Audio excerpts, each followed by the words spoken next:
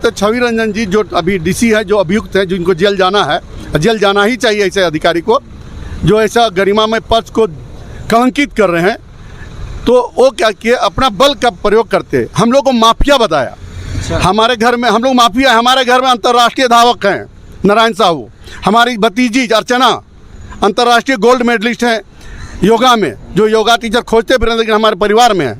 हम लोग खुद मानते हैं, हम झारखंड आंदोलनकारी भी हैं, अब हमको माफिया बताया जा रहा है। मुख्यमंत्री हेमंत सोरेन जी की सरकार में जल जंगल जमीन को लूटा जा रहा है और वह भी फर्जी दस्तावेजों के आधार पर। मैं यही कहना चाहता हूं कि हम लोग अदर बैकवर्ड क्लास से आते हैं, तो हम तो यही समझ रहे हैं कि मुख्यमंत्री का संगठन में हम लोग के साथ भेदभाव किया जा रहा है। आप बतलाइए, 1938 का डीड यदि हमारे बाप दादा पुरखों ने ज़मीन को बिक्री कर दिया गया था के द्वारा, तो बताइए उनके द्वारा हमारे बाप दादा बिक्री कर दिए थे भाई, तो दखल में उनको रहना चाहिए। अचानक आप 100 साल के बाद आकर के दावा करिएगा कि ये ज़मीन मेरा है। और तत्कालीन सीओ जब 2015 में हम पूछते हैं सरकार से, आखिर एक फर्जी दस्तावेज के सहारे मेरा पूरा परिवार 8 साल तक पीड़ी रहा है, उस फर्जी दस्तावेज के सहारे पूरा अदालत को भी गुमराह किया गया है। मैं सभी से पूछना चाहता हूं कि आखिर क्यों नहीं मूल दस्तावेज प्रस्तुत किया गया? अगर मेरे बाप दादा ने ज़मीन को बेची थी तो मूल दस्तावेज उनके पास क्यों नहीं है? रजिस्ट्री ऑफिस का रिकॉर्ड में क्यों नहीं है? गायब कर दिया गया है। ये नेक्सस चल रहा था झारखंड मुक्ति मोर्चा की सरकार में। अभी भी मैं हेमंत सोरेन से मांग कर रहा हूँ कि अविलंब हम लोगों को न्याय दिलाने की कृपा करें। झारखंड अलग राज्य होने के बाद झारखंड में विकास हुआ नहीं हुआ ये एक अलग सवाल है, लेकिन झारखंड में ज़मीन की लूट ज़बरदस्त तरीके से बढ़ी है। नीचे से लेकर यानी सीओ सीआई से लेकर डीसी और बाकी जितने पदाधिकारी हैं, सबकी मिली भगत से ज़मीनों की लूट हुई। और ये हम बिना किसी डेटा के आधार पर नहीं कह रहे हैं। वर्तमान में झारखंड की राजधानी रांची के पूर्व डीसी छवि रंजन का मामला आपको पता है, कैसे सेना की ज़मीन को अवैध तरीके से बेचा गया, यह आरोप छवि रंजन पर है। उसके बाद खाता नंबर 140 को किस तरीके से अवैध तरीके से उस पर कब्जा कराया गया, फोर्स लगाकर अपने पूरे सरकारी तंत्रों का इस्तेमाल करके मूल रैयतों को दरकिनार करते हुए, मूल रैयतों के कागजातों को दरकिनार करते हुए उस पर अवैध तरीके से कैसे कब्जा करवाया गया, ये तमाम लोग खबरों के माध्यम से देख रहे होंगे। और आज दूसरी बार 4 मई को रांची के पूर्व डीसी और आईएएस छवि रंजन को ईडी के कार्यालय में पूछताछ के लिए बुलाया गया है और कई गंभीर आरोप छवि रंजन पर लगे हैं कि किस तरीके से अपने पावर का इस्तेमाल करते हुए पूर्व डीसी छवि रंजन ने ज़मीन पर अवैध कब्जा करा। और इसके बाद कई और मामले ज़मीन के सामने आ रहे हैं। फिलहाल जिसे खाता नंबर 140 पर इतना विवाद हो रहा है, उनके मूल मालिक से हम लोग मिलते हैं और समझने की कोशिश करते हैं कि कब उनको पता चला कि उनकी ज़मीन पर अवैध कब्जा हो जा रहा है और उन्होंने फिर ईडी से कैसे संपर्क किया, ईडी की तरफ से अभी तक क्या इनको समझ में आया है और अभी तक राज्य सरकार से ये मिले कि नहीं मिले, बाकी सारी चीज़ों पर। जोहार। पहले जोहार। कब आपको पता चला कि आपका ज़मीन पर कब्जा हो गया? कब्जा तो हुआ है हम लोग का 2021 में 6 जून 30 जून को, जो छवि रंजन अपना फोर्स लगा के करवाए थे। हाँ, और एक्चुअल में जो पेपर जो बना था इसका 2015 में, जो हम लोग को पता नहीं था, लेकिन जब हम लोग को पता चला तो उस समय वो सब मोटेशन अपील के लिए गया हुआ था एलआरडीसी में, उस समय हम लोग को पता चला। उससे पहले जो सीओ थे प्रवीण कुमार महतो, उनको जो एक जाली पेपर था जिसका जेरोक्स था, नोट ए सर्टिफाइड कॉपी, उसके आधार पर वो अप्लाई किया था, तो उन्होंने रिकॉर्ड मांगा के देखा कि जाली पेपर है, उन्होंने इसको खारिज कर दिया था। फिर ये सब मोटेशन अपील के लिए गया एलआरडीसी के यहाँ, इसको फैब्रिकेट करके कुछ पेपर फिर बनाया। ये सब जो संजीव लाल इसको फिर लीड करने लगा, वो भी सदर का सीओ था, उसको एक फैब्रिकेटर जो पंचनामा था उसके आधार पर वो आगे बढ़ा, लेकिन एलआरडीसी इसको समझ में आया, उसने भी रिकॉर्ड मांगा नहीं है, तो उन्होंने भी इसको खारिज कर दिया। उसके बाद समय सीमा 30 दिन का था। उस पार होने के बाद करीब लगभग 1.5 साल के बाद जब देखा कि ये सब यहाँ नहीं हो रहा है, तो जब छवि रंजन डीसी आ गए तो इन्होंने उनके माध्यम से सेटिंग करके इसको फिर वहाँ केस को एडमिट कराया, जब ये एडमिट होना ही नहीं चाहिए था केस, तो इन्होंने इसको एडमिट कराया और पूरी जल्दीबाजी में लग रहा था कल ट्रेन छूट जाएगा और हम लोग छूट जाएंगे, उस टाइप का करते हुए इन्होंने जल्दी जल्दी करके वो वही जो जाली पे बताए थे ना जो पंचनामा, उसको आधार बनाते हुए उन्होंने उसको मोटेशन अपील को जेरोक्स वाला जेरोक्स तो है ही नहीं कहीं, वो तो अलग चीज़ है। कुछ पंचनामा बनाया था उन्होंने, कोई हमारा तो शहर नगर पालिका में आता है, ग्राम सभा का कोई वैल्यू नहीं है, तो फॉर्जरी एक पेपर बनाया और उसको आधार बना के उन्होंने दे दिया कि नहीं मोटेशन उनको अपील कर दिया, अलाउ कर दिया। और उसके आधार पर अलाउ करने के बाद तुरंत इसे 4 डीड बनता है श्याम सिंह रवि सिंह भाटिया के नाम से। वो लोग फिर अप्लाई करते हैं मोटेशन के लिए। तत्कालीन जो सीओ अभी के जो वर्तमान सीओ हैं ओम प्रकाश मंडल, इसको खारिज कर देते हैं, क्योंकि हम लोग को भी नोटिस आता है कि आप लोग ज़मीन आप लोग भी आइए और भी आएंगे, नापी के समझ में आ जाए किसका है। तो हम लोग रहे अपना ज़मीन, हम लोग खेती बाड़ी करते थे, लगातार थे, पोजीशन में थे तब तक। तो वो क्या किया कि वो सब कोई नहीं आया, तो था ही नहीं तो कहाँ से आता। हम लोग को फिर वहाँ का CI रिपोर्ट किया कि नहीं यहाँ ज़मीन ये सब का है, जगेसर साहू एंड ब्रदर्स का, तो फिर वो रिपोर्ट कर दिया। फिर उनका जो मोटेशन अप्लाई किया था वो खारिज हो गया। तब हम लोग वो क्या कि वो अपील में चल गया यहाँ पे ये LRDC के यहाँ अगला श्याम सिंह एंड रवि भाटिया। हम लोग उसमें इंटरवेनर बन रहे थे। तब तक क्या हुआ कि जब नहीं होने लगा तो छवि रंजन जी जो अभी DC है, जो अभियुक्त है, जिनको जेल जाना है, जेल जाना ही चाहिए ऐसे अधिकारी को जो ऐसा गरिमामय पद को कलंकित कर रहे हैं, तो वो क्या किए अपना बल का प्रयोग करते हम लोग को माफिया बताया। हमारे घर में हम लोग माफिया है, हमारे घर में अंतर्राष्ट्रीय धावक हैं नारायण साहू, हमारी भतीजी अर्चना अंतर्राष्ट्रीय गोल्ड मेडलिस्ट हैं योगा में, जो योगा टीचर खोजते फिर, लेकिन हमारे परिवार में है। हम लोग खुद मानते हैं, हम झारखंड आंदोलनकारी भी हैं। अब हमको माफिया बताया जा रहा है, अब खुद जमींदार बकास मालिक हैं हम। तो वो ऐसा कहा कि हम लोग उसको डिस्टर्ब कर रहे हैं और 150 फोर्स लगा के वो ज़मीन को कब्जा कर रहे हैं 30 जून को। अब हम लोग हाईकोर्ट इसको देखे कि अब हम लोग कोई रास्ता था, हम लोग हाईकोर्ट गए। हाईकोर्ट में तो तुरंत राहत हम लोग को नहीं मिला, लेकिन और हम लोग धरना प्रदर्शन करने लगे। तो उस समय सरकार द्वारा जांच का अलाउ हुआ। तो जो उस समय नितिन मदन कुलकर्णी कमिश्नर हुआ करते थे, उन्होंने जांच किया। जांच में साफ कर दिया कि ज़मीन अपना पद का दुरुपयोग करते हुए मोटेशन किया है, ये गलत है। इन्होंने अपना सबमिट कर दिया राज्य सरकार को, इस पर कार्रवाई किया जाए, लेकिन राज्य सरकार इस पर कार्रवाई नहीं करती है। मतलब DC छवि रंजन के खिलाफ रिपोर्ट बनाई? हाँ बनी है यार, अभी है, इवन चीफ सेक्रेटरी को भी दिया गया, लेकिन राज्य सरकार इस पर नहीं कर रहा है। इसका उसके बाद क्या हुआ कि हम लोग हाईकोर्ट गए, सिंगल बेंच में उसका जो आदेश था उसको खारिज कर दिया गया, जो 17 नवंबर को हुआ 2022 को। फिर अभी 18 अप्रैल को ये जो डबल बेंच में वो भी उसका अस्वीकृत कर दिया गया। इस पूरे प्रकरण में मैं बता दूं कि एक सुधीर दास करके आदमी है जो इसको मेन साजिश करता है। सुधीर दास, आप रांची में आप कितना दिन से हैं, कितना जानते हैं? 12 साल से नहीं जानिएगा। दलाल दिल्ली में 400 के एकड़ का कांड हुआ था, जिसमें 6 आदमी मरे थे। यही सुधीर दास का किया धरा था, जो फर्जी कागज बना के मुसलमान परिवार को तबाह किया, और कितने परिवार को तबाह किया, वही उस सक्सेस का कारण था। तो यही कारण लेके इसमें भी आया था। दलाल दिल्ली में 404 चाय बागान था, जिसमें आदिवासी सबको जबरदस्ती भड़का के कितने आदमी मारे गए इसमें।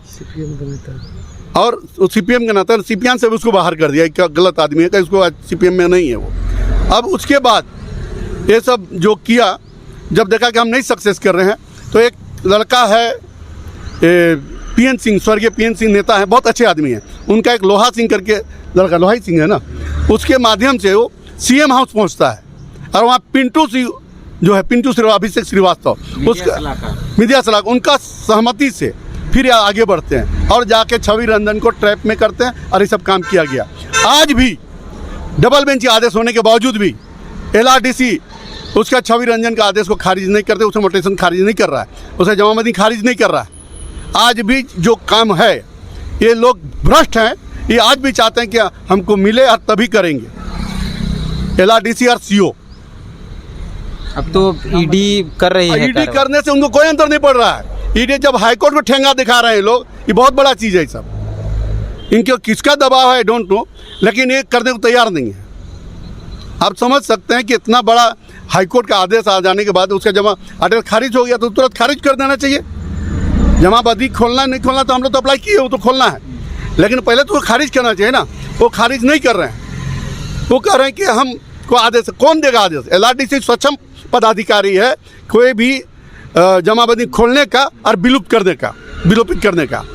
आप जिस भी CEO से बात कीजिएगा वो यही बताएंगे, लेकिन वो इधर उधर बात को फेंक रहे हैं क्योंकि वो जानते हैं कि वो पैसा लिए हुए हैं श्याम सिंह भाटिया और सब माफिया से, इसलिए काम नहीं कर रहे हैं। ये बहुत बड़ा ये जो प्रकरण हुआ है हम लोग के साथ, तो सुधीर दास अकेले नहीं किया है, इसको CO ऑफिस, रजिस्ट्री ऑफिस सब मिली भगत करके किया है।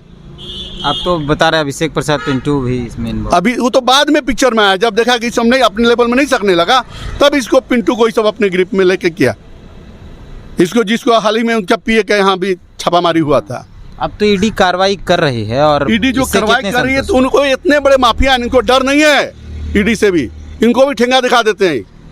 अब सोचिए ईडी का कार्रवाई चल रहा है, उसके बावजूद भी, हाईकोर्ट का आदेश आने के बावजूद भी ये कुछ नहीं कर रहे हैं।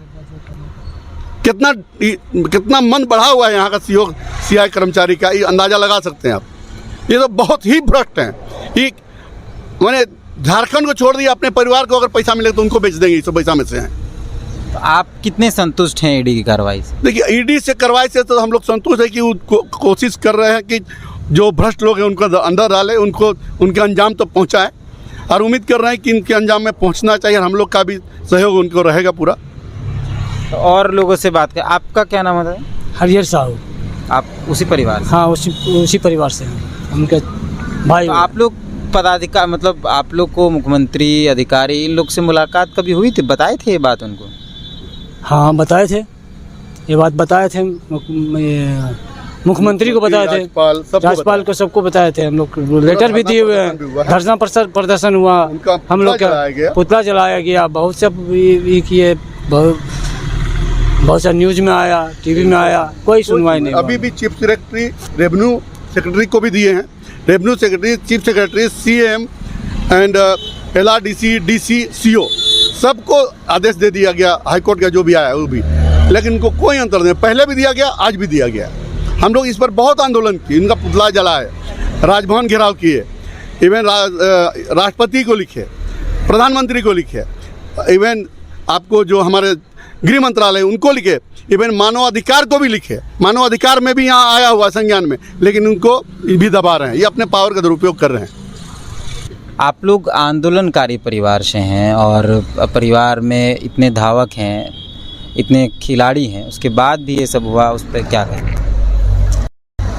उस पर यही कहेंगे कि ऐसे भी पूर्ववर्ती सरकारों में जहाँ तक करप्शन की बात है, तो ऐसा बात नहीं है कि करप्शन पूर्व के सरकार में नहीं हो रही है थी, लेकिन वर्तमान सरकार में तो इतना खुलेआम करप्शन है कि जिसका कि कोई पराकाष्ठा का एक तो लिमिट होता है, वो नहीं है। आप बताइए कि सेना की ज़मीन डीड बनता है बंगाल में, और झारखंड में सेना की जो ज़मीन है उसको अवैध तरीके से खरीद बिक्री कर दिया जाता है। अब माननीय मुख्यमंत्री महोदय को क्या पेपर में, मीडिया के माध्यम से पूरा मतलब चल रहा है कि क्या फर्जी दस्तावेज के आधार पर किस तरह से बिक्री किया गया है, और माननीय मुख्यमंत्री महोदय इन सब चीज़ों को संज्ञान में लेकर के त्वरित कार्रवाई करना चाहिए। तो माननीय मुख्यमंत्री महोदय एक तरफ कहते हैं कि जल जंगल ज़मीन को मेरी संगठन जो है बचाने के लिए उतरा है, और इनका नारा है कि जल जंगल ज़मीन हम बचाएंगे, लेकिन अब बहुत ही अफसोस के साथ कहना पड़ रहा है कि मुख्यमंत्री हेमंत सोरेन जी की सरकार में जल जंगल ज़मीन को लूटा जा रहा है, और वह भी फर्जी दस्तावेज़ों के आधार पर। मैं यही कहना चाहता हूं कि हम लोग अदर बैकवर्ड क्लास से आते हैं, तो हम तो यही समझ रहे हैं कि मुख्यमंत्री का संगठन में हम लोग के साथ भेदभाव किया जा रहा है। आप बतलाइए, 1938 का डीड यदि हमारे बाप दादा पुरखों ने ज़मीन को बिक्री कर दिया गया था के द्वारा, तो बताइए उनके द्वारा हमारे बाप दादा बिक्री कर दिए थे भाई, तो दखल में उनको रहना चाहिए। अचानक आप 100 साल के बाद आकर के दावा करिएगा कि ये ज़मीन मेरा है। और तत्कालीन CO जब 2015 में विनोद सिंह के द्वारा दाखिल खारिज करने के लिए आवेदन दिया गया, तो वहाँ पर CO साहब क्या किए, दाखिल खारिज करने का एक प्रक्रिया होता है, उसमें शुरू में जो सत्यापित छाया प्रति की जो प्रति होती है उसको दे करके आवेदन किया जाता है। तो कम से कम अगर आप म्यूटेशन प्रोसीडिंग को बढ़ा रहे हैं CO साहब, तो मैं आपसे पूछता हूं कि क्या आपने वहां पर मूल दस्तावेज को विनोद कुमार सिंह से मांगा? आपने नहीं मांगा। भले इस प्रकरण को, इस दाखिल खारिज प्रक्रिया को आप क्या किए कि कर्मचारी से रिपोर्ट मांगे और कर्मचारी ने यह कह दिया कि आवेदक का दखल कब्जा नहीं है और हम लोग का मैटर को भले आप अस्वीकृत कर दिए, आपने खारिज तो नहीं किया। अगर खारिज करते तो वही समय क्या होता कि हम लोग का मैटर वही समय खारिज हो जाता। लेकिन इन लोगों ने हम लोगों की ज़मीन को जानबूझकर विवादित किया और इसके बाद LRDC साहब के पास वो अपील में गया, वहाँ पर भी खारिज हो गया। लोअर कोर्ट का रिपोर्ट मंगाया गया LRDC साहब के द्वारा और उन्हीं तथ्यों के आधार पर LRDC साहब खारिज कर दिए। उसके बाद ये DC साहब आए और इनके पूर्व के DC जो राय मोहम्मद रे साहब थे, उनके कार्यकाल में हम लोगों की ज़मीन के बारे में पेंडिंग रखा गया। लेकिन ये जो DC साहब आए, इन्होंने किस आधार पर नामांतरण को स्वीकृति दे दी? एक पंचनामा, यदि पंचनामा बनता है और हम कह देते हैं कि ED ऑफिस 50 आदमी गवाह दे देगा, ये ED ऑफिस है ना मेरा है पंचनामा के आधार पर, तो कोर्ट और सरकार उसको मान लेगा। यही है हम लोग का सरकार। स्पष्ट जाहिर होता है कि फर्जीवाड़ा हुआ है, जिसको लेकर के हम लोगों ने मुख्यमंत्री से लेकर के राज्यपाल से लेकर के SSP साहब से लेकर जिला पुलिस अधीक्षक से लेकर के थाना प्रभारी, और ऐसा कोई नेता मंत्री और अफसर नहीं है जिनका दरवाज़ा हम लोग नहीं खटखटाए हैं। सभी के यहाँ हम लोग आज इतना पीड़ित हो चुके हैं। 8 साल से एक फर्जी दस्तावेज के आधार पर ये लोग अदालत को भी गुमराह करने का काम किया गया है, अदालत को भी गुमराह करने का काम किया है। और कहीं ना कहीं रजिस्ट्री ऑफिस और अंचल के लोग, अंचल में जो दलाल उपस्थित रहते हैं, अंचलाधिकारी जो रहते हैं, रजिस्ट्रार जो होते हैं, इन सब की मिलीभगत से झारखंड की मूलवासी और आदिवासियों की ज़मीन को लूटी जा रही है। आज वर्तमान में हेमंत सोरेन जी की सरकार है। इनको वोट क्यों मिला था? इसलिए मिला था कि कम से कम हेमंत सोरेन की सरकार ज़मीनी स्तर से जुड़ी हुई है, यहाँ के लोगों को हक और अधिकार मिलेगा। आज तक झारखंड अलग होने के बाद एक स्थानीय नीति आप झारखंड की जनता को नहीं दे पाए, एक नियोजन नीति झारखंड की जनता को नहीं दे पाए। आप कहाँ पर हैं? किस आधार पर आप जनता के पास जाइएगा 2024 में और वोट मांगिएगा? हम लोग बहुत पूरी पीड़ित हैं और अभी भी हम माननीय मुख्यमंत्री महोदय से न्याय के लिए गुहार लगा रहे हैं कि देख लीजिए, फर्जीवाड़ा तो ED के समक्ष आ ही चुका है, ED के संज्ञान में, और फर्दर ये CBI का मैटर भी होगा। और हम चाहते हैं कि हम आपके नागरिक हैं, आपके राज्य में हम रह रहे थे, उस ज़मीन पर हम लोग शांतिपूर्वक दखल कब्जा में थे। अचानक 2015 में कोई आता है एक डीड लेके और उसको एडमिट कर लिया जाता है। ये सब क्या है? अन्याय नहीं है तो क्या है?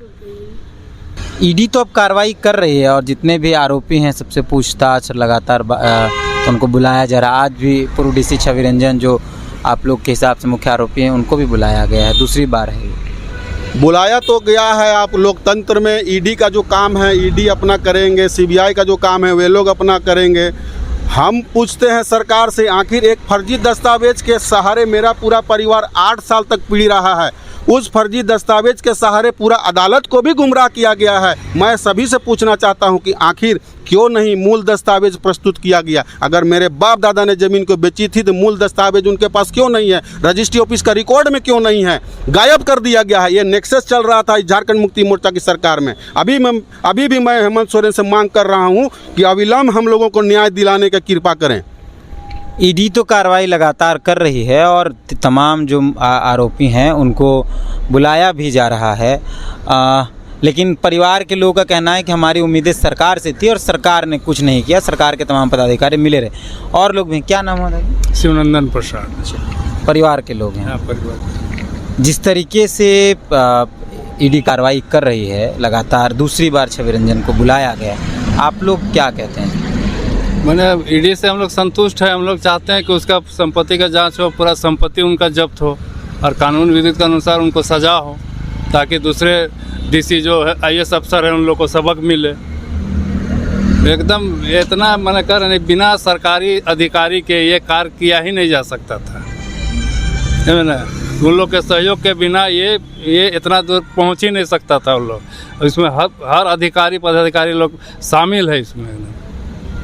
जब इतना मैंने देख के उसको जज तो फेंक दिया, डबल बेंच में फेंक दिया कि ये जाली पेपर आपका ओरिजिनल का है दिखाइए, और उसी आधार पर उनका ये कर दिया, डिसमिस किया उनको। इतना होने के बाद भी इसमें हेमंत सरकार एकदम ये है, हमारे छोटा भाई ने जो बोला एकदम सही बोल रहा है। सरकार के सहयोग के बिना ये कार्य हो नहीं सकता है, समझे ना? सरकार के बिना हो ही नहीं सकता है।